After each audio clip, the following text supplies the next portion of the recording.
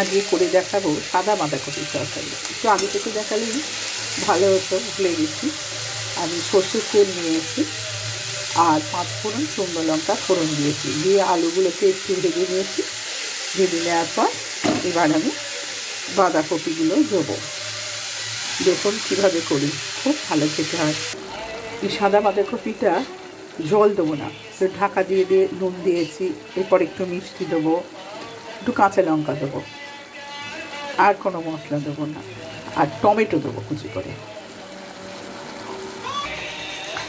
Tomato দিয়েছি, কাঁচা লঙ্কা দিয়েছি আর চিনি দিয়েছি। বাঁধাকপিটা প্রায় হয়ে এসেছে, জলটুকু শুকিয়ে গেলেই হয়ে যাবে।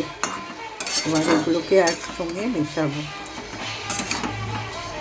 এটা কি বারবার এরকমভাবে খুন্তি দিয়ে একে করতে হবে,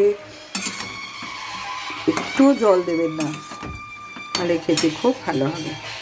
এবার সাদা বাঁধাকপি হয়ে গেল, আমি দুপলা তেল ছড়িয়ে দিয়েছি, দিয়ে আর একবার এটাকে নিয়ে নেবো, দিয়ে ঢাকা দিয়ে দেবো। এর সঙ্গে গরম গরম লুচি আর নতুন গুড়ের রসগোল্লা জমে যাবে পুরো ব্যাপারটা। খেয়ে দেখবেন, খুব ভালো লাগবে।